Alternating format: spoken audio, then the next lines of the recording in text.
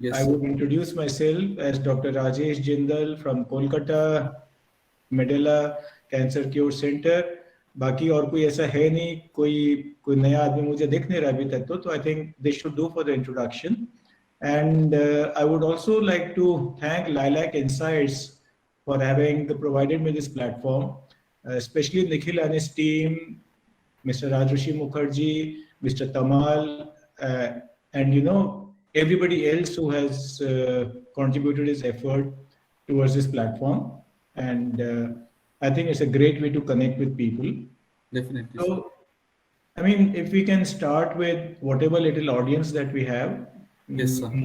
Last time we had talked about early signs, then we had talked about screening, the importance of screening. So just a brief, I will not say introduction, but just a brief uh, talk about to get the ball rolling.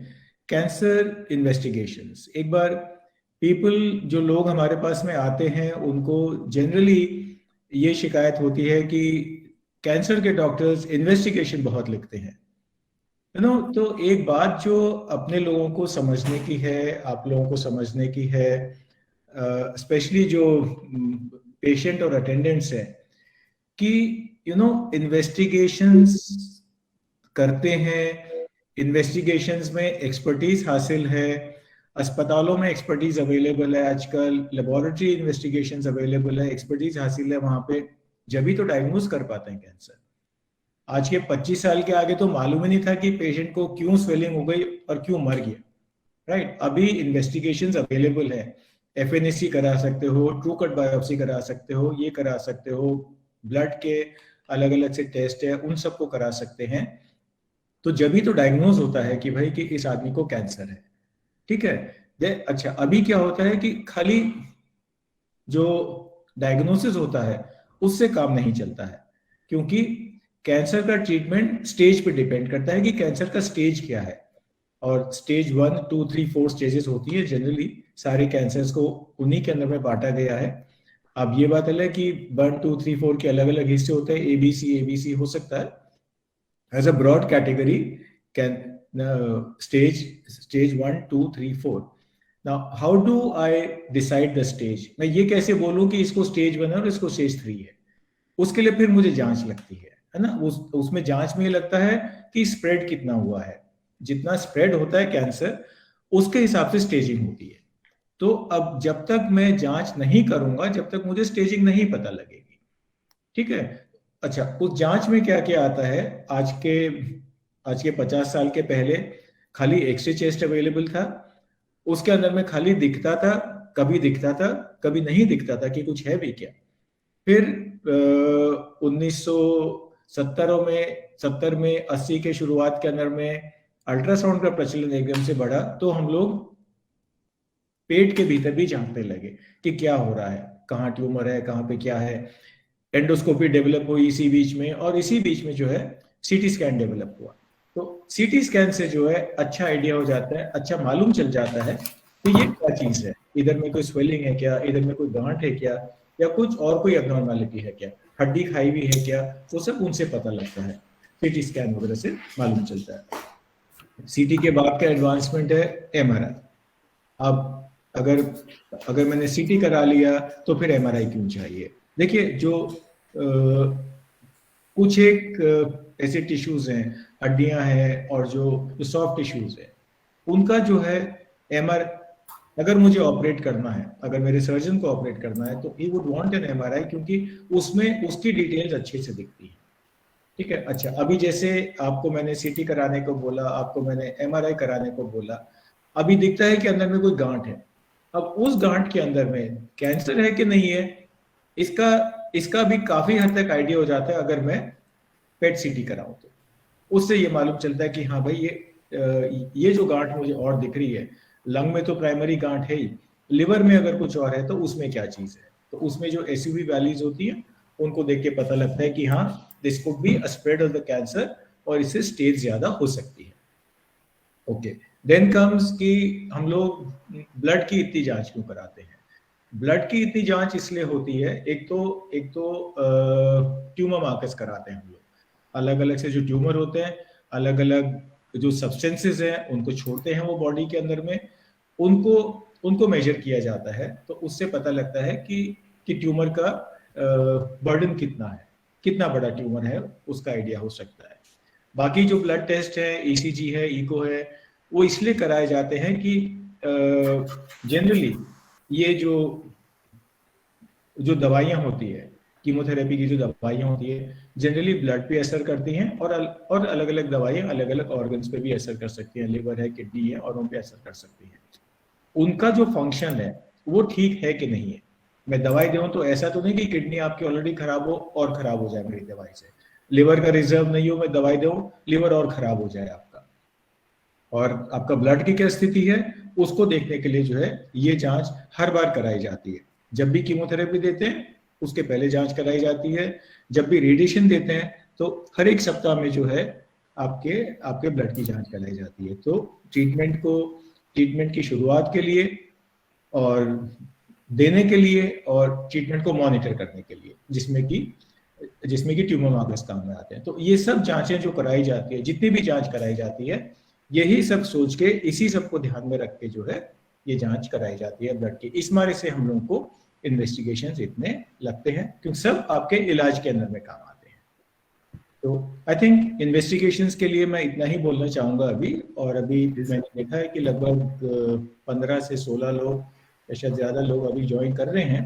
तो अब अगर आपके कोई सवाल हो, कुछ और हो, तो I would be happy to answer them. बोलिए sir. Total 25 people have joined so far. Okay, great. And sir, before anybody begins the questions, I request everyone that please do not ask for any individual treatments. Anything which is very general and which can be informative, please ask such questions. But directly diagnosis and individual treatment questions, kindly do not ask. Thank you, Nikhil. Thank you for this. Sir. The session is now open. Please ask your questions.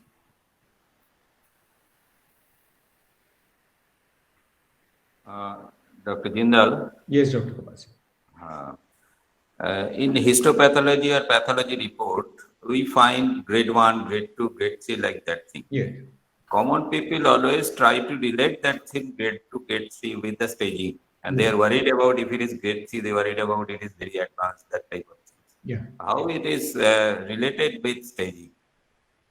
How is it related to the stage is a very good question that you've asked me, and I'm sure औरों को भी फायदा होगा इस बात को सुन के। देखिए क्या होता है कि when we talk of histopathology, जिसको कि बायोप्सी समझते हैं आप लोग, तो बायोप्सी छोटी भी हो सकती है, बड़ी भी हो सकती है ना, वो तो अलग चीज है। लेकिन histopathology report is the biopsy report. Okay, उसमें क्या होता है कि जैसे लंग कैंसर है, लंग कैंसर के अंदर में 2 प्रकार के ज्यादा होते हैं, स्क्वैमस सेल कार्सिनोमा और एडिनोकार्सिनोमा। अपन स्क्वैमस सेल की बात करते हैं। अभी देखिए स्क्वैमस सेल भी जो है कितना एग्रेसिव है उस पर डिपेंड करता है ना। तो उसकी जो एग्रेशन होता है, जो कैंसर का जो एग्रेशन है, स्क्वैमस सेल हो, भले एडिनोकार्सिनोमा हो, भले कोई और सा ट्यूमर हो, वो जो एग्रेशन है उसको भी डिवाइड कर रखा है हम लोगों ने, उसकी भी स्टडीज हैं, उसको भी डिवाइड कर रखा है। और वो जो एग्रेशन है उसको रिफ्लेक्ट करते हैं ग्रेडिंग के अंदर में, ग्रेड 1, ग्रेड 2 एंड ग्रेड 3। ये एग्रेशन को जो है ना, ये एग्रेशन को क्वांटिफाई करता है कि कौन सा ट्यूमर है, कितना एग्रेसिव है। और अब एग्रेसिवनेस को स्टेज से कैसे कोरिलेट करते हैं? जाहिर है कि ज्यादा एग्रेसिव ट्यूमर होगा तो स्टेज ज्यादा बड़ी भी होगी, लेकिन कई सारे वेरिएबल्स हो जाते हैं इसके अंदर में। फिर अभी जैसे किसी को एग्रेसिव ट्यूमर रहा हो, ठीक है, हाई ग्रेड ट्यूमर आया, उसका ग्रेड 3 आया है। अब ये डिपेंड करता है कि वो कब आया हॉस्पिटल के अंदर में। किसी पेशेंट को एक बार वॉमिट होती है, उसको चिंता होती है, वो लेके हॉस्पिटल आ जाता है भाग के, हम लोग एंडोस्कोपी करते हैं, उसको पता लगा स्टमक कैंसर है और स्टेज 1 में पकड़ लिया उसको, हालांकि ग्रेड 3 है। अब स्टेज 1 इसलिए है वो कि उसको अर्ली स्टेज में ही पकड़ लिया गया। ट्यूमर एग्रेसिव है, ग्रेड 3 ट्यूमर है, अगर इसको 2 महीने छोड़ देते, 6 महीने बाद वो अगर उल्टियां कर करके आता, हो सकता है सब जगह स्प्रेड हो चुका होता। लेकिन चूंकि एक दिन उल्टी हुई है, उसको अगले दिन आ गया हो, तो उसको जो है अर्ली स्टेज में पकड़ लिया गया है। तो स्टेजिंग अलग है और आपकी ग्रेडिंग अलग है। एक पेशेंट ऐसा होता है जिसको भी 6 महीने से तकलीफ होती है, गर्दन के पास में सूजन है, उसको सूजन होती रहती है। एक दिन जब ज्यादा बड़ी हो जाती है, उस दिन हॉस्पिटल आता है। अभी पता लगा कि जब उसका बायोप्सी लिया तो ट्यूमर तो ग्रेड 1 है, उसको ट्यूमर ज्यादा अग्रेसिव नहीं था, लेकिन इस आदमी ने कुछ करा ही नहीं उसका।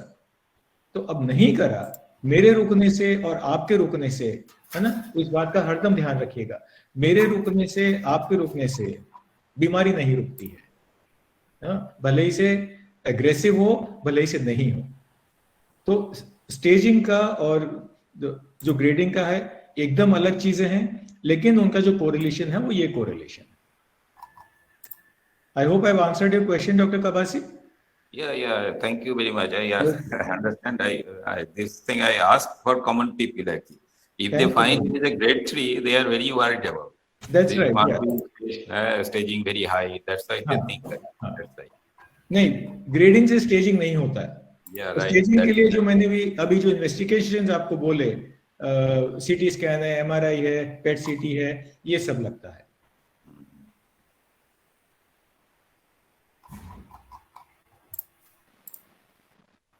Good afternoon sir. Good afternoon. Hello.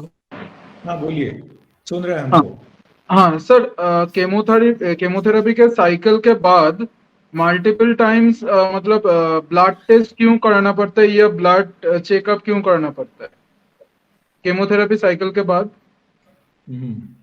Well, you seem to be following cancer treatments rather closely. तो इसमें क्या होता है कि देखिए, कीमोथेरेपी के बाद के अंदर में, जैसे मैंने आपको शुरू में ही बताया था, कीमोथेरेपी के साइड इफेक्ट्स अलग अलग ड्रग के अलग अलग ऑर्गन्स पे हो सकते हैं। किसी का ज्यादातर के ब्लड पे होते हैं, किडनी पे हो सकता है, लिवर पे हो सकता है। तो I need to make sure कि अगर कुछ हो रहा है तो मैं उसको जल्दी पकड़ूं, है ना। जनरली क्या होता है कि लिवर के अंदर में और किडनी के अंदर में तो एक बार जब साइकिल के शुरू में देख लेते हैं तो बात समझ में आ जाती है। Blood is a very active process, ठीक है। White cell counter, platelet counter is a very active process. रोज बनते हैं, रोज मरते हैं, और सबसे ज्यादा इफेक्ट भी ब्लड के ऊपर में होता है। तो कीमोथेरेपी के लगभग 7 दिन के बाद में मोस्ट ऑफ द एजेंट्स 7 दिन के बाद से जो है ब्लड काउंट फॉल करना शुरू करता है। डे 15 के बाद में रिकवरी होने लगती है। तो कहीं इतना नहीं फॉल कर जाए कि आदमी को इन्फेक्शन का डर है या आदमी को ब्लीडिंग का डर है। उस बात का अंदेशा पेशेंट का स्टेज देख के, पेशेंट का ग्रेड देख के, उसको दवाई कौन सी दी है, किस डोज में दी है, उसको देख के अंदाजा हो जाता है, अंदेशा हो जाता है। तो इसलिए या तो उसको प्रोफिलैक्टिकली, यानी आगे जो है बचाव के लिए उसको ऐसी दवाइयां उसको दी जाए जिससे कि वो काउंट उस समय नहीं गिरे, और अगर गिरते हैं तो ज्यादा नहीं गिरे। लेकिन उस पीरियड को मॉनिटर करने के लिए कितना गिरा है काउंट, इंटरवेंशन चाहिए क्या, उसको एडमिट करके मुझे एंटीबायोटिक्स लगाने पड़ेंगे क्या इन्फेक्शन बचाने के लिए, प्लेटलेट्स गिरता है तो क्या करना पड़ेगा, ऑब्जर्वेशन के लिए भर्ती करना है, प्लेटलेट्स के लिए भर्ती करना है क्या, ये इन सबको मॉनिटर करने के लिए जो है कीमो के बाद में ब्लड टेस्ट किया जाता है। और सर, केमो के टाइम पे अगर किसी पेशेंट का हीमोग्लोबिन फॉल कर रहा है या WBC कम हो रहा है, मतलब नॉर्मल जो रहता है उसको एक्सीड कर रहा है, तो उसके लिए मेडिसिन के अमाउंट छोड़ के, मतलब मेडिसिन हम लोग के बॉडी में जो केमोथेरेपी के टाइम में पुश होता है, और कोई अलग ऑप्शन होता है? मतलब केमोथेरेपी उस पेशेंट को चाहिए, नहीं मुझे जल्दी ठीक होना है, मुझे उसी अमाउंट ऑफ मेडिसिन चाहिए जिसके हिसाब से मैं जल्दी ठीक हो जाऊं, और दूसरा कोई तरीका है जिसमें वो ब्लड हीमोग्लोबिन या WBC RBC वो ठीक रहे? देखिए, एक तो बात यह है कि हर ट्रीटमेंट के कुछ एस्टैब्लिश प्रोटोकॉल्स होते हैं, है ना। पेशेंट के चाहने से, मेरे चाहने से ट्रीटमेंट नहीं हो पाता है। ठीक है, ट्रीटमेंट के लिए कई सारे वेरिएबल्स होते हैं, जैसे मैंने आपको शुरू में बोला था, पेशेंट की एज क्या है, उसका स्टेज क्या है, जनरल कंडीशन क्या है, उसके ब्लड के पैरामीटर्स क्या है, ठीक है, हार्ट का क्या कंडीशन है, लिवर लंग किडनी का क्या कंडीशन है, दवाइयाँ उसके हिसाब से डिसाइड होती हैं। अच्छा, उसके बाद भी अगर उसका ब्लड काउंट अगर फॉल करता है, जैसे जनरली कीमोथेरेपी के बाद में वाइट सेल काउंट फॉल कर सकते हैं, प्लेटलेट फॉल कर सकते हैं, हीमोग्लोबिन फॉल कर सकता है। हर एक चीज का अलग अलग इलाज है ना। वाइट सेल काउंट जो सबसे ज्यादा जो घटते हैं उनके लिए इंजेक्शंस होते हैं, GCSF इंजेक्शन जिनको बोलते हैं। प्लेटलेट घटता है तो उसका जनरली कोई इलाज होता नहीं है, इंजेक्शंस है but they are still not in wide use. Haemoglobin घटता है, सारे पेशेंट्स को आयरन सप्लीमेंट दिया जाता है, सारे पेशेंट्स को ताकि हीमोग्लोबिन उनका सही लेवल पे रहे, हीमोग्लोबिन उनका नहीं घटे, वो दिया जाता है उनको। और अगर उसके बाद भी अगर उनका ब्लड, अगर हीमोग्लोबिन नहीं बढ़ता है तो फिर उनको ब्लड ट्रांसफ्यूजन दिया जाता है। तो ये सब चीज़ों से जो है उनका ब्लड काउंट ठीक रख सकते हैं और उनको बचा के रख सकते हैं। मेडिसिन के अलावा और कोई तरीका है क्या? Well, I really don't know, और कोई तरीका है क्या मेडिसिन के अलावा? लोगों से रिकमेंडेशंस हमने काफ़ी सुनी है, अपने मरीजों से काफ़ी रिकमेंडेशन सुनी है कि सर ये जड़ी बूटी है, ये दवाई है, ये होम्योपैथ है, but then we don't take a call for these things, है ना, क्योंकि इन लोगों के डेटा नहीं है हम लोगों के पास में, तो रियली डोंट नो कि इन चीज़ों से कुछ होता है कि नहीं होता। लेकिन दवाई दे सकते हैं, इंजेक्शन दे सकते हैं, ब्लड दे सकते हैं। सर फूड डाइट, सर अगर कोई डाइट ऐसा हो, फूड डाइट उस मतलब ब्लड के जो रेट से उसको ठीक कर सकता है? सॉरी? फूड डाइट हाँ, वो हीमोग्लोबिन और WBC RBC इसको ठीक कर सकता है, मतलब जो लेवल है उसको केमोथेरेपी के देखिए ऐसा है कि खाना आपके सही खाने से, जैसा कि मैंने आपको पहले ही बोला था कि हीमोग्लोबिन उसका नहीं घटे, हीमोग्लोबिन उसका बरकरार रहे, तो हम लोग उसको आयरन सप्लीमेंट्स देते हैं, ठीक है। लेकिन iron supplements take a long time to work. मैं अगर आज देता हूँ आयरन, तो RBC में उसको पहुंचते पहुंचते बहुत टाइम लगता है, लेकिन कीमोथेरेपी तो मुझे 2 दिन बाद देना है या कि 2 सप्ताह के बाद देना है। तो इस तरह की जो सिचुएशन होती है, इसमें the only alternative is blood transfusion. White cell है, प्लेटलेट्स है, खाने से बढ़ते हैं क्या? I don't have a call on this. I don't have a take on this. Okay. Thank you sir. Yes sir.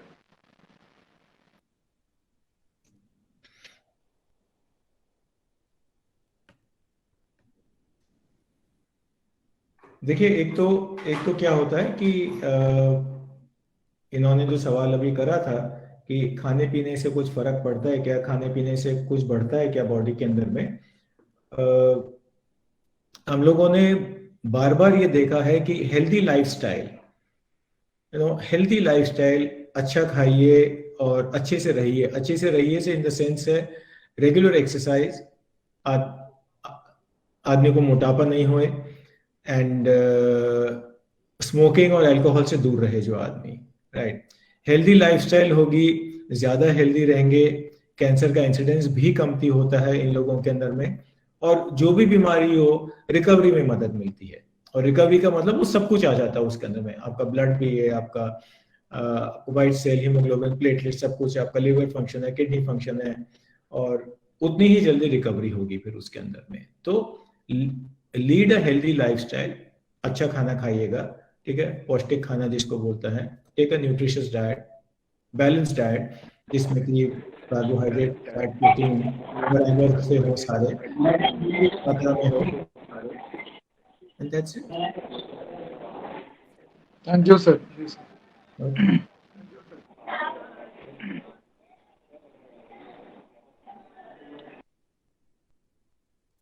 चलिए, तो मेरे को अभी कम से कम भी 20-25 लोग और यहाँ पे दिख रहे हैं, तो अगर आपके मन में कोई सवाल हो, कोई कुछ हो, कैंसर संबंधी जानकारी अगर कुछ चाहते हो तो ज़रूर पूछिए। ये फोरम इसीलिए है कि जो सवाल आप सोचते रहे हैं, पूछ नहीं पाते हैं, हॉस्पिटल में आपके डॉक्टर से नहीं पूछ पाते हैं, यहाँ पूछिए उसको।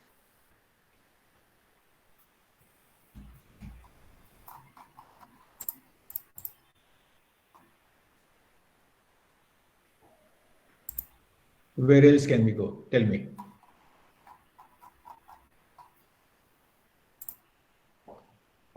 You know what?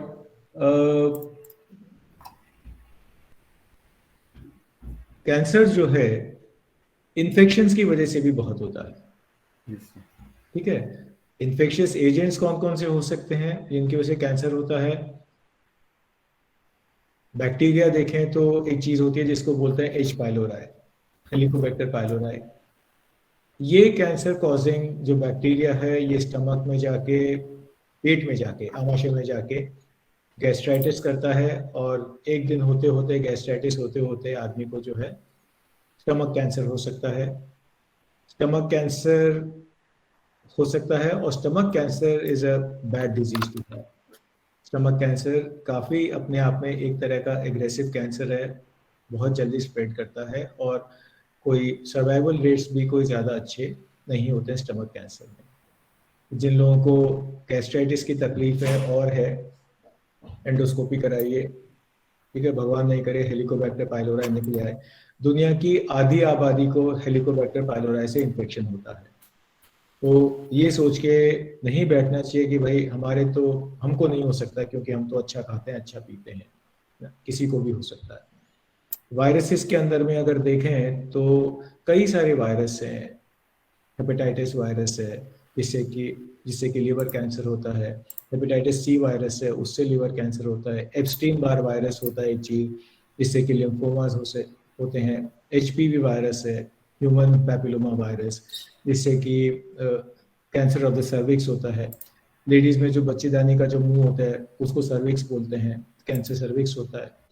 Oral cancers और जो गले के कैंसर्स होते हैं वो भी एचपीवी के इन्फेक्शन से होते हैं।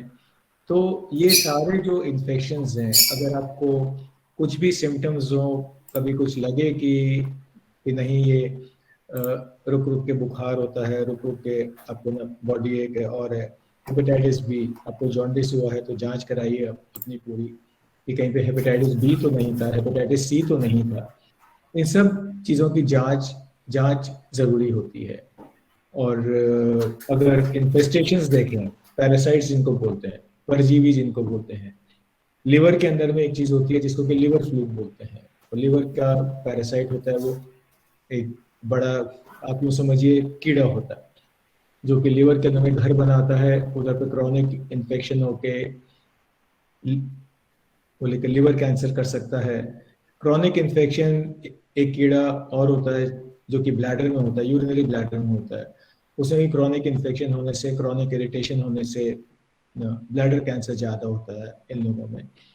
तो कहने का मतलब ये है कि आपको अपने शरीर को देखिए, समझिए, ठीक है। और कुछ भी अगर एबनॉर्मल लगता है, हफ्ते 10 दिन के लिए सबको तकलीफ हो सकती है। हफ्ते 10 दिन के लिए किसी को बुखार हो गया, खांसी हो गई, किसी को कुछ हो गया, उससे शिकवा नहीं है, उससे शिकायत नहीं है।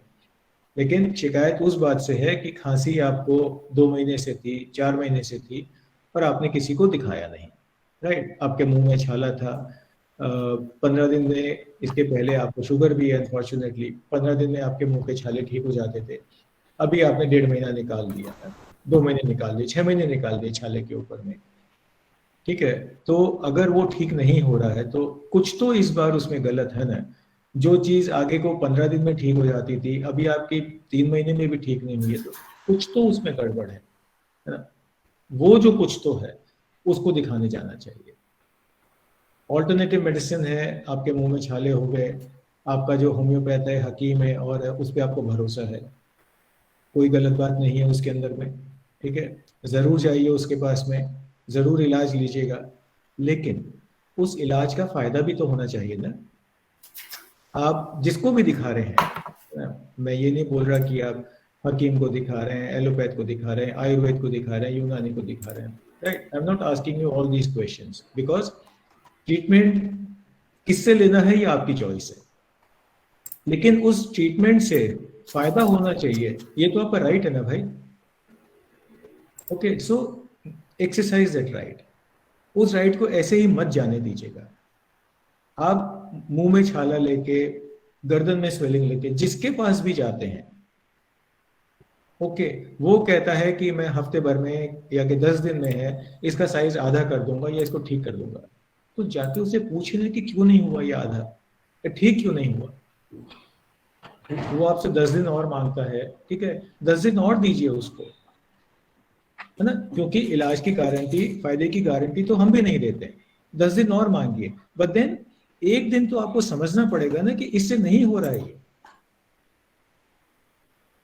कितने पेशेंट आते हैं हम लोग के पास में, ब्रेस्ट के पेशेंट हैं, स्वेलिंग थी छोटी सी, किसके पास गए, भगवान जाने किसके पास गए, वो कहता रहा, समझाता रहा, नहीं छोटा होगा छोटा होगा, लेकिन वो तो साइज में बड़ा होता रहा। तो जिसको भी था उसको भी तो दिख रहा था ना बड़ा हो रहा है, उसको भी तो दिख रहा था कि तकलीफ बढ़ रही है।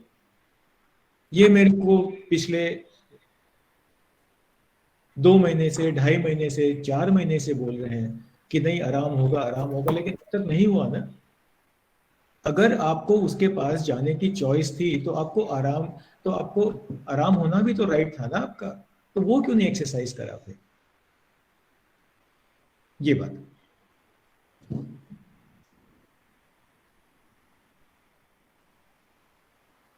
ओके, गुड आफ्टरनून सर, अग्निता बात कर रहे हैं। बोलिए अग्निता। सर मेरा एक क्वेश्चन है सर, जो जिस पेशेंट का, मान लीजिए कोई भी पेशेंट का पीसीओएस या पीसीओडी है सर, उसके लिए सिम्टम्स, मतलब कैंसर होने का क्या क्या सिम्टम्स है सर, इस स्टेज में उसको कैंसर हो सकता है सर? देखिए ऐसा है, from what I have read about PCOD, which is actually very little, ठीक है, because it is not my specialty at all, PCOD or PCOS. But then from what I remember reading, and I may be wrong, so please don't quote me anywhere, I may be wrong, is that women with PCOS, PCOD do have an increased chance of malignancy in the ovary or breast maybe, right? But then I am open to criticism, I have not read about it. और अगर इतनी ही बात है, अगला जो session करेंगे अपन 1 महीने के बाद में, उसमें मैं आपको पढ़ के बता दूंगा, ठीक है? Okay sir, thank you sir. Okay, एक सवाल मैंने देखा है चैट के ऊपर में, is CML a kind of cancer? Well, CML is a kind of cancer, उससे तो कोई मना ही नहीं है, लेकिन CML is a kind of blood cancer. इसमें क्या होता है, जो तो वाइट सेल होते हैं ब्लड के अंदर में, जिनको कि ल्यूकोसाइट्स बोलते हैं अपन, ठीक है, वो बढ़ने लगते हैं। एक क्रोमोसोमल एबनॉर्मेलिटी होती है, जेनेटिक एबनॉर्मेलिटी होती है, ठीक है, उसकी वजह से जो है ये बढ़ने लगते हैं क्रोमोसोम्स, और उसकी वजह से व्हाइट सेल्स बढ़ने लगते हैं, और इतने बढ़ जाते हैं कि circulation, they will start affecting other organs, they will start affecting organs. So CML in a nutshell is a kind of cancer, and it is a blood cancer. And CML fortunately also is one of the success stories of recent research. CML के against में जो दवाई है imatinib, और उसके बाद की जो इमैटिनिब के बाद की जो दवाइयाँ आई है, उनसे CML के पेशेंट्स को बहुत आराम हुआ, बहुत फायदा हुआ उन दवाइयों से।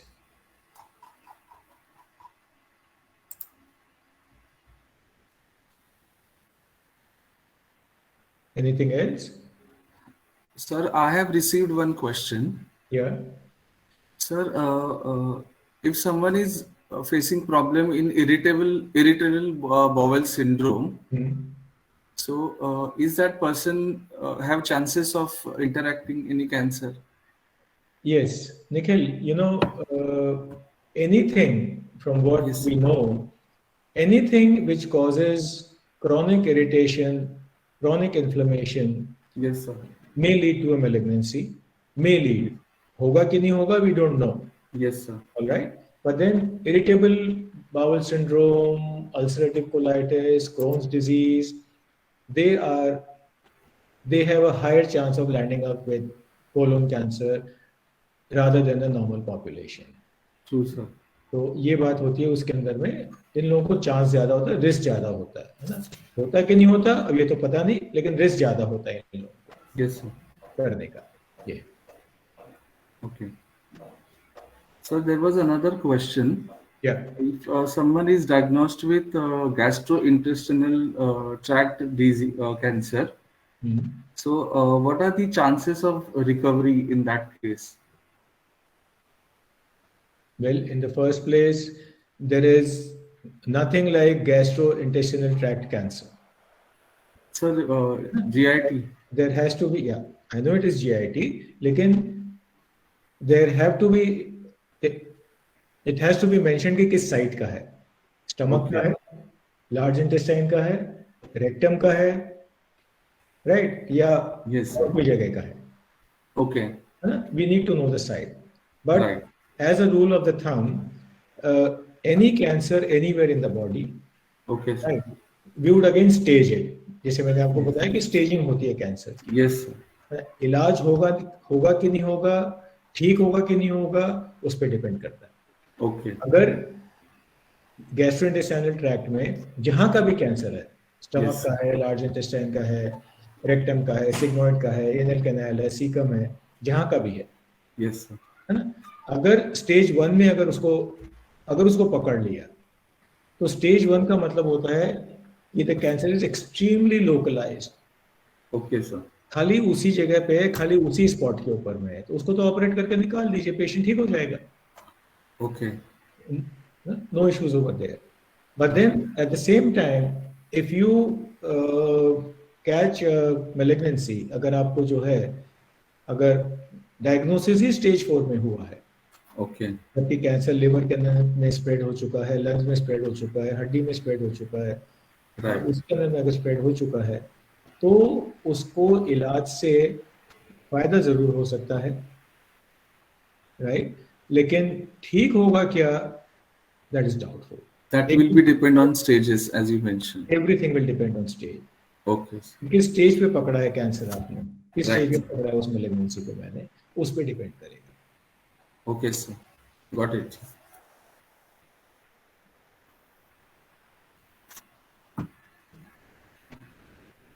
You know, a large part of cancer progression is also due to fear. Also due to fear. Okay, You sir. know, there would be somebody, or there usually are, I mean, ज़्यादातर मरीज हमको ऐसे ही मिलते हैं, stories ऐसे ही सुनने को मिलती हैं। एक छोटा सा लंप हुआ था गर्दन के अंदर में, साइड के अंदर में, यहाँ पे कहीं पे छोटा सा एक लंप हुआ, छोटी सी गांठ हुई, और उसको सोचते रहे छोटी सी है, हो गई होगी, वैसे ही शेविंग करते टाइम बाल तोड़ हो जाता है, ये हो जाता है, वो हो जाता है, हो गया। महीने भर के अंदर में आपको लगा कि थोड़ा सा बड़ा है, बट देन आपको अपने आप पे भरोसा नहीं है ना।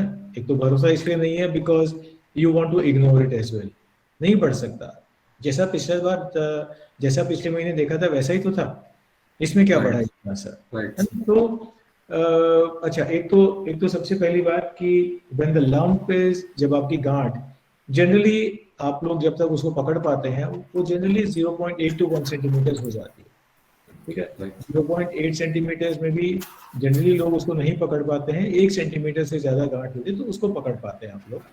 Yes, sir. 1 सेंटीमीटर की गांठ आपने पकड़ी है, ठीक है, आगे नहीं थी पहले कभी, right, it is a new finding all together.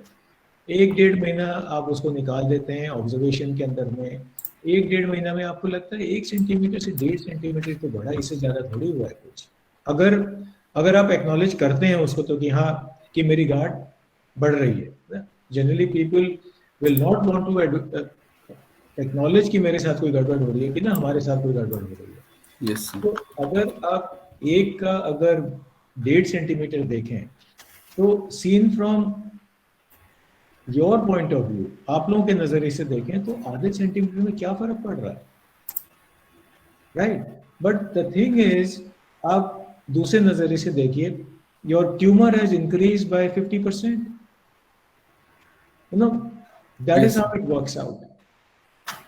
तो जब तक जैसे लेडीज होती है ना, ब्रेस्ट के अंदर में गांठ हो गई, अब ठीक है, आई डोंट नो गांठ आज से है कि इसके पहले से थी, ये तो मुझे पता नहीं। चलिए इसको देखते हैं कि महीने भर में कैसी रहती है, कि 1.5 महीने में कैसी रहती है, 2 महीने में कैसी रहती है। 2-3 महीने के बाद भी जब उसको लगता है कि गांठ है, ये तो नहीं जा रही है भाई, जब वो क्या करती है, वो जनरली सबसे पहले अपनी फ्रेंड से पूछती है कि क्या हो गया, क्या करना चाहिए, and then you know it goes on and on like this. गांठ आज पता करी है, पेशेंट आ रहा है 6 महीने के बाद के अंदर में, right? So this is what awareness is all about. यही सब बातों को अवॉइड करने के लिए इस तरह के सेशंस ऑर्गेनाइज करते हैं हम लोग, कि पहले अपने आप के साथ में मालूम तो होए कि क्या हो रहा है, पहले अपने आप के साथ में ये तो पता हो कि हमारा नॉर्मल क्या है। जैसे जितनी भी लेडीज हैं इस ग्रुप के अंदर में जिन्होंने भी ज्वाइन करा है, आप लोग मंथली ब्रेस्ट सेल्फ एग्जामिनेशन करते हैं क्या? I am sure you know it. आपने सुना है कि हर महीने अपने आप को ब्रेस्ट एग्जामिनेशन करना होता है। आप लोगों को सबने सुनी है ये बात, आई एम श्योर। अगर आप इतने नेट सेवी हैं कि आप इस प्रोग्राम को ज्वाइन करे हैं, इस प्रोग्राम में इंटरेस्टेड हैं, तो आपने सुनी है ये बात जरूर, है ना? सुननी भी बात है, आपके फायदे की बात है, कुछ पैसा नहीं लग रहा है, कुछ खर्चा नहीं हो रहा है, रोज भी करने की बात नहीं है, कोई शेड्यूल नहीं है, महीने में 1 दिन करना। कितने लोगों ने करा? कितनी महिलाओं ने करा? क्यों नहीं करा है? तो you know that is what it comes to. अपने आप के बारे में अवेयर होइए, अपने आप को समझिए, और अपने आप में अगर कोई एबनॉर्मेलिटी है, जैसा मैंने शुरू में बोला था, मेरे रुकने से, आपके रुकने से बीमारी नहीं रुकने वाली है। बीमारी अपनी रफ्तार से बढ़ेगी, चाहे जो भले से आप हो, मैं हूं, चाहे जो भले से, चाहे जितना अमीर हो, चाहे जितना गरीब हो, चाहे जितनी पहुंच वाला हो, राइट, चाहे जितना सड़क का बाशिंदा हो, मेरे रुकने से, आपके रुकने से बीमारी नहीं रुकेगी। और अगर रुकेगी तो दिखेगा आपको भाई। अगर आपके मुंह में छाला है, अगर अपने आप से ठीक हो रहा है, तो और क्या चाहिए इससे ज्यादा आपको? अगर आपके गांठ है गर्दन के अंदर में और आपको लग रहा है कि हर हफ्ते में, हर 15 दिन में गांठ का साइज उसका कम हो रहा है, तो जब तो कुछ करना ही नहीं है। और अपन उस पेशेंट की तो बात भी नहीं कर रहे, उस आदमी की तो बात भी नहीं कर रहे, अपन बात उसकी कर रहे हैं कि गांठ है, ठीक है, बढ़ रही है, छाला है, ठीक नहीं हो रहा है। आपको कल सुबह उल्टी आई थी, every 3rd day, every 4th day आपको एक बार वॉमिटिंग हो रही है, जो कि पहले नहीं होती थी। आपकी आवाज में फर्क आया है, जो कि ठीक नहीं हो रहा है। आपने अपने ENT को दिखाया, उसने बोला कि लैरिंजाइटिस है, आपको सर्दी लग गई है, गले में इन्फेक्शन है, एक कोर्स एंटीबायोटिक कर लिया आपने, उसके बाद भी ठीक नहीं हुआ है। वो 20 दिन हो गए, 25 दिन हो गए, अब तो दिखाना बनता है ना भाई। आपको मालूम है कि आपकी नॉर्मल आवाज नहीं है, ये कुछ तो नॉर्मल हुआ है। ये बात है। अपने आप को जानिए, अपने आप को समझिए, आपका नॉर्मल क्या है, ठीक है, वो समझिए। मेरे को आपकी नॉर्मल आवाज, मुझे नहीं पता आपकी नॉर्मल आवाज क्या है। आप तो मेरे पास में आए तो आपको होर्स वॉइस है उस दिन, लेकिन आपको तो मालूम था ना कि आपकी नॉर्मल वॉइस क्या है, आपकी नॉर्मल आवाज क्या थी।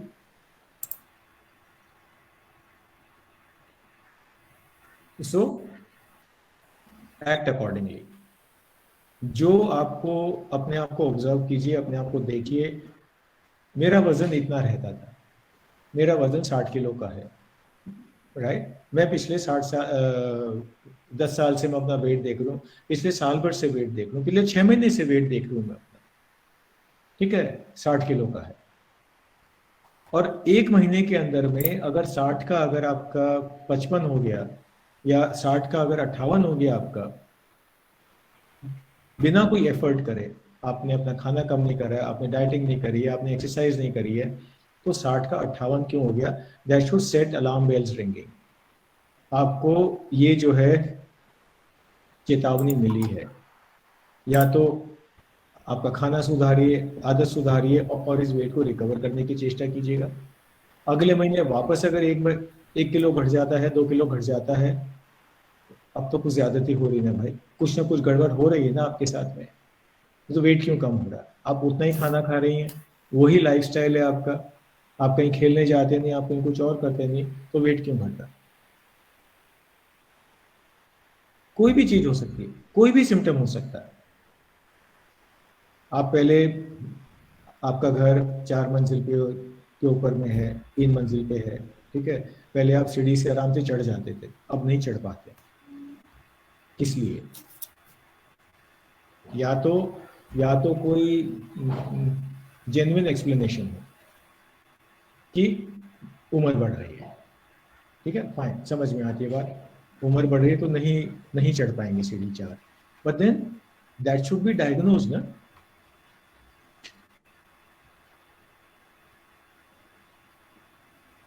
अच्छा, अभी एक क्वेश्चन मेरे पास में आया है, dear doctor, what is the role of stem cell treatment modality of cancer, and as nowadays precision oncology is at its pace.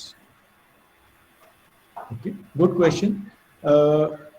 precision oncology से इनका मतलब है टारगेटेड ट्रीटमेंट, मतलब हर एक चीज का जो है कीमोथेरेपी से जो है, कीमोथेरेपी को आगे लोग ये बोलते थे कि इट इज ब्लंडर बस अप्रोच, मतलब दे दिया अंदर में, सबको मार दिया, ट्यूमर सेल्स भी मरे हैं और आपके ब्लड के सेल्स भी मरे हैं, लिवर में भी प्रॉब्लम हुई है, किडनी में भी प्रॉब्लम हो सकती थी, so on and so fourth. Precision approach में क्या होता है, जैसे कई लोगों ने शायद सुना हो इस बारे के अंदर में नाम, आजकल ब्लड टेस्ट के लिए क्या करते हैं, ब्रेस्ट कैंसर के लिए क्या करते हैं कि we also do testing called HER2/neu। HER2/neu एक स्पेसिफिक प्रोटीन है, एक स्पेसिफिक सब्सटेंस है जो कि कैंसर सेल के ऊपर में ही होता है, नॉर्मल सेल्स के ऊपर नहीं होता है, उसके अगेंस्ट में दवाई है, ठीक है। तो वो दवाई जब देते हैं तो वो खाली उसी सेल को मार दी जाती है, प्रिसिशन ऑन्कोलॉजी, राइट। इससे भी ज्यादा प्रिसाइज के अंदर में जाएंगे तो आजकल जो मॉलिक्यूलर टारगेट्स होते हैं, राइट, PD-L1 किसी का अगर पॉजिटिव है, एक मार्कर होता है, मॉलिक्यूलर मार्कर होता है, राइट, जीन एनालिसिस करते हैं पेशेंट का जो ट्यूमर का ब्लॉक है उसको लेके जीन एनालिसिस के लिए जाता है, क्रोमोसोम भी नहीं देखे, जीन्स देखते हैं, राइट। उसमें अगर एबनॉर्मैलिटी निकलती है, ये PD-L1 के निकलती है, लंग कैंसर के अंदर में EGFR निकलता है, ALK निकल सकता है, और चीजें निकल सकती हैं, ठीक है। हर एक चीज के अगेंस्ट में आजकल, ज्यादातर के अगेंस्ट में दवाई है, रिसर्च चल रही है, दवाइयां ईजाद हो रही हैं, and what we are trying to do is to find a target और फिर उसकी दवाई बनाई जाए। So that is precision oncology, targeted treatment. एक चीज होती है जिसको आपने मेरे से पूछा, stem cell treatment. So stem cell treatment जो है वो क्या होता है, स्टेम सेल्स के अंदर में जितने भी सेल्स होते हैं बॉडी के, वो उनसे लाइन ड्रॉ करके उनसे बना सकते हैं, मतलब उस लाइन को जो है मल्टीप्लाई किया जा सकता है, वो ऑर्गन अगर अफेक्टेड हो तो उस ऑर्गन की जगह वो दिया जा सकता है, तो stem cell transfusion. Blood malignancies में, ब्लड कैंसर्स में, मल्टीपल मायलोमा में, जहाँ पे आपने सुना है कि बोन मैरो ट्रांसप्लांट हो जाता है, सबसे ज्यादा उस जगह काम आ रहा है स्टेम सेल ट्रांसप्लांट, और बहुत रिसर्च भी चल रही है इसके ऊपर में, बहुत ट्रीटमेंट एग्जीक्यूशन भी हो रहा है। स्टेम सेल ट्रांसप्लांट जो है ये उस काम आता है, और it is a nice thing to do. और आजकल अच्छे अच्छे अस्पताल जो हैं, और स्पेशली जो मेटर्निटी सेंटर्स हैं, वो लोग बच्चे का जो कॉर्ड ब्लड होता है उसमें काफी स्टेम सेल्स होते हैं, उसको स्टोर करके रखते हैं ताकि आगे अगर उसको बच्चे को जरूरत हो तो उसके काम आ जाए, किसी और को घर वाले को जरूरत हो और वह उसकी मैचिंग हो जाए तो उसके काम आ जाए।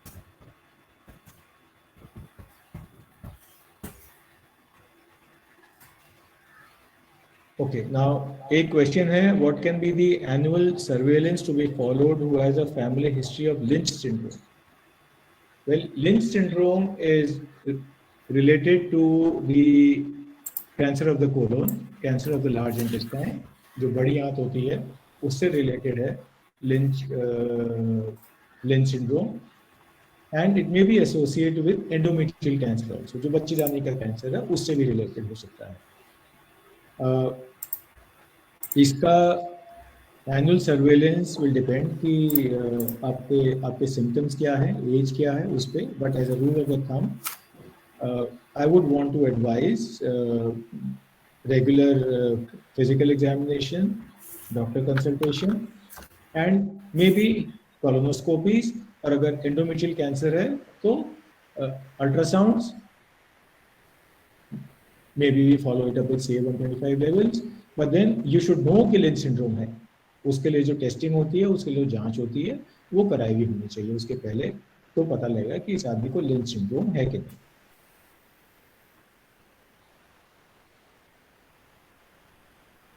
Okay.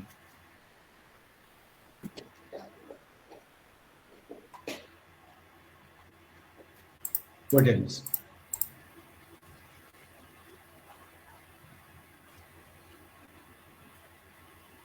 So Nikhil, any more questions from your colleagues? Sir, so far these questions are there. We'll also ask from the meeting if people have any questions. They can also write down so that we can address those questions from the chat box. Yeah, why not? Which is the icon for the chat box over here? Sir, one second, sir. Right. So if you look down, the third option Yeah, is I got it. chat. Yeah, I got it. Yeah. Okay. So not many questions over here. There were only two which I have answered. Yes, sir. और कुछ मुझे भी नहीं दिख रहा यहाँ पे और ओके तो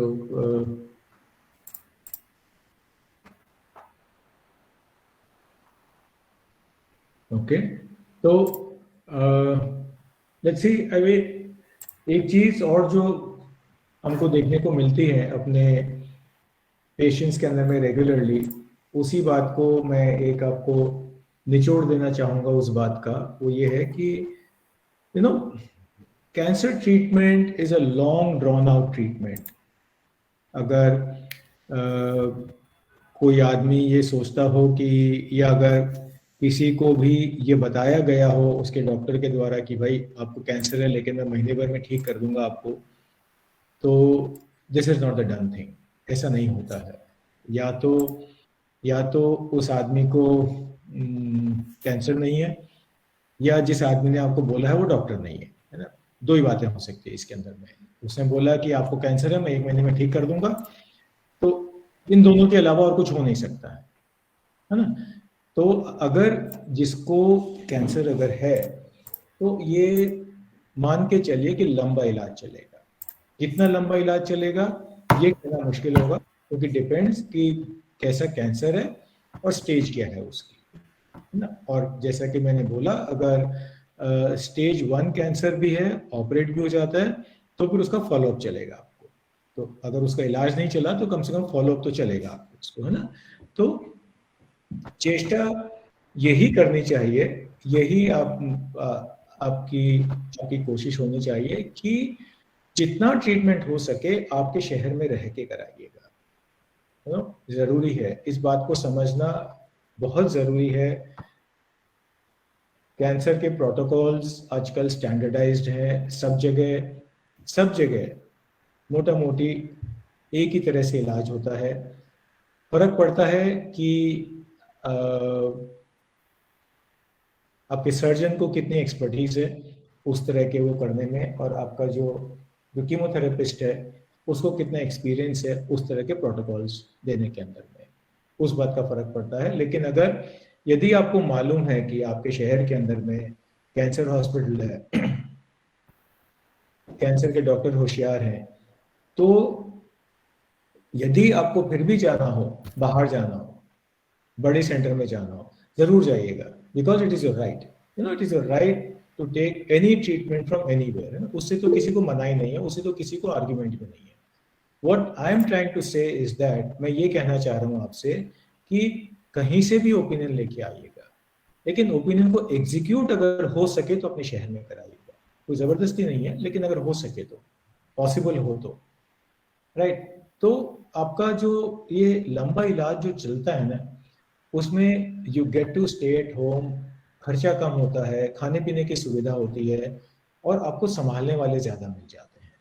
तो बैकअप जो होता है, सपोर्ट सिस्टम जो होता है, जितना अच्छा आपका अपने शहर में होगा उतना आपको और जगह पे नहीं मिलता है, नहीं मिल सकता है। वो बात अलग है कि आपका घर यहाँ भी है, आपका घर वहां भी है ना, जब तो बात अलग है, जब तो आपका बैकअप सिस्टम एक ही है दोनों जगह। But I mean just for हर बार जा रहे हैं, बाहर जा रहे हैं, कीमोथेरेपी लेके आ रहे हैं, रेडिएशन के लिए 6 हफ्ता बाहर रहते हैं, आपके शहर में सुविधा अवेलेबल है, थोड़ा सा एक बार समझिए उस बात को, थोड़ा सा सोच के देखिएगा उस बात को कि इस तरह का इलाज जो है, जो इलाज लंबा चलता है, सबसे ज्यादा अपने शहर में ही पोसाता है, सबसे ज्यादा सपोर्ट सिस्टम्स आपके शहर में है आपके लिए, सबसे ज्यादा आपकी जो जान पहचान है वो आपके शहर में है, उससे काम हो जाएगा आपका।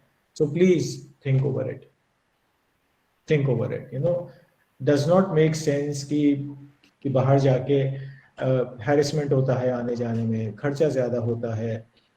इन सब बातों को ध्यान में रख के उसके बाद में कैंसर का ट्रीटमेंट कहाँ कराना है उस बात का डिसीजन लीजिएगा।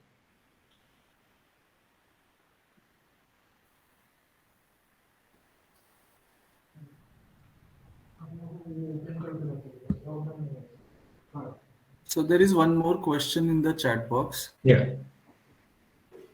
Is there any upgradation of cancer registry in the RCC of India? As it will help for lots of study and database. Earlier it was not updated. Well, I really won't have an opinion about the updation of the cancer registry because it is completely out of a clinician's this thing. So you may have to talk to the right people, to the appropriate people, and ask for the latest data from these people. So they'll be able to tell you कि data इनके पास में किस साल का है। अभी आज की तारीख में 2017 का है, 2018 का है, 20 का, 21 का है। They'll be able to tell you. But then the government of India is very much concerned about the increasing incidence of cancer in the country and the availability of cancer treatment facility. So if they are so worried, if they are so involved with this specialty and with the treatment modalities, I'm sure they ask for regular updates from these cancer centers from all over the country. They should be reasonably updated is what I think.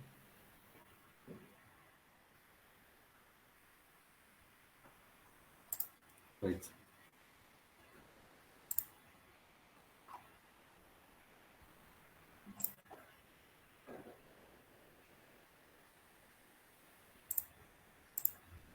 So I was just wondering whether आप लोग जितने भी लोग यहाँ पे join करे हैं, cancer के बारे में जानकारी कहाँ से लेते हैं आप लोग? मतलब कोई अखबार में कुछ आर्टिकल देखते हैं उसको पढ़ते हैं, या इंटरनेट पे जाके कुछ पढ़ते हैं, या आपके किसी फ्रेंड को है, आपके किसी पड़ोसी को हुआ है, जब उसके यहाँ पे आते जाते हैं उससे बात करके जानकारी लेते हैं? तो कैसे जानकारी लेते हैं आप लोग? आप लोग जो भी 20, 25, 30 लोग जितने भी मीटिंग के अंदर में हैं, अगर कोई एक दो भी बताएं तो आई थिंक मेरे को भी जानने में, समझने में सुविधा होगी।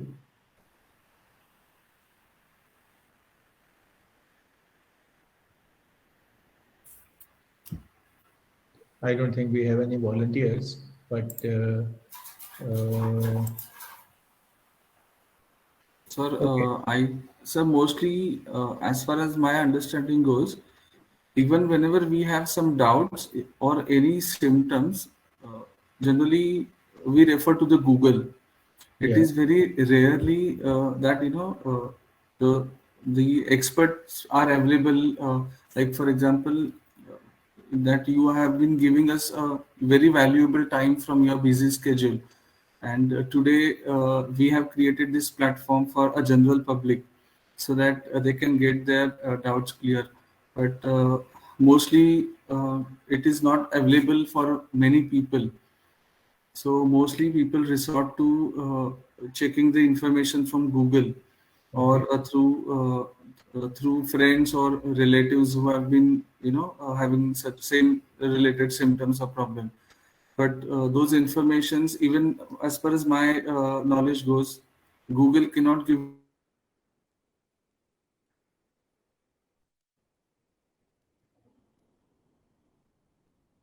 Nikhil, you've been. Yeah, I think your audio is off.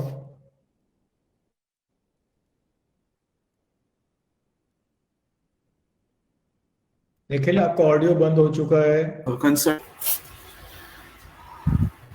We missed out on a lot of your audio. Yeah, but then yes, you know. I'm so sorry, sir. I think I lost my connection. Yes, you did. Yes, you did. Sorry, sir. लेकिन मैं समझता हूँ निखिल कि you know Google is not exactly the right place to go and look for answers for things like cancer.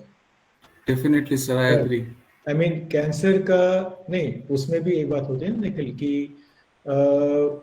you can read about cancer on Google. Yes, right? sir. क्यों होता है, क्या staging होती है, हिस्टोपैथोलॉजी की क्या importance है, cat scan की क्या इंपॉर्टेंस है. But if you look into specifics, I mean Yes.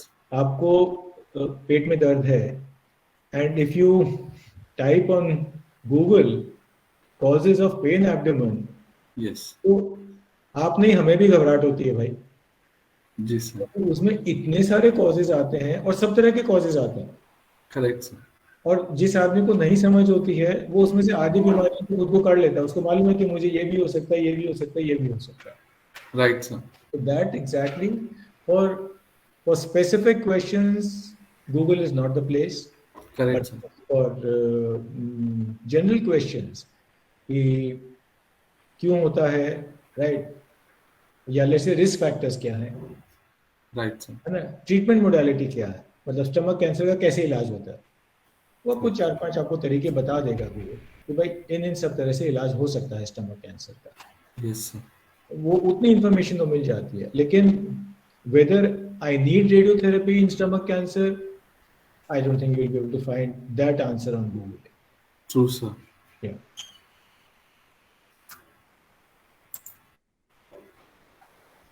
चलो निखिल, तो I think and everybody else who has joined, I think I've got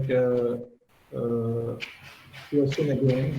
It's a call for the medicine specialist or gynecologist or others to immediately refer to oncologist rather than doing any experiments on the patients. Well, I will not be so harsh on these people. I will not call them experiments, right? See, एक बात जो अपने सब लोगों को समझने की होती है ना, कि कोई डॉक्टर अपने मरीज का नुकसान नहीं चाहता है. He is treating the patient to the best of his ability. मैं एक्सपेरिमेंट नहीं बोलूँगा उसको, है ना, because experiment has another connotation. उसके और भी मतलब निकलते हैं एक्सपेरिमेंट के, तो मैं उसको नहीं बोलूँगा. लेकिन हाँ, ये ज़रूर है कि अगर आपके डॉक्टर को आपका जो गायनेकोलॉजिस्ट है, राइट, क्वालिफाइड आदमी है, तो अगर उसको समझ में आ जाते हैं कि भाई ये कैंसर हो सकता है, उसको इमीडिएटली रेफर करना चाहिए. ये बात है. I agree. तो आई थिंक आज का टाइम हो गया अपना Nikhil. Yes, sir. And it Yes, was sir. really nice of you to coordinate everything. And I would again thank Lilac, Nikhil, Yes, sir. Mr. Rashmi Mukherjee, Kamal, and everybody else, Tanmay, and of course all those who आप लोगों ने जिन्होंने भी join करा है इस जी, sir. Programme में हिस्सा लिया है.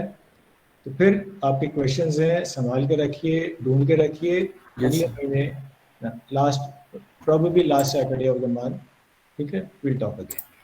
Thank you. Definitely, sir. Thank you so much for your valuable time, sir. Thank you everybody. Thank you, sir. Have a Thank good you day. so Thank much, you, sir.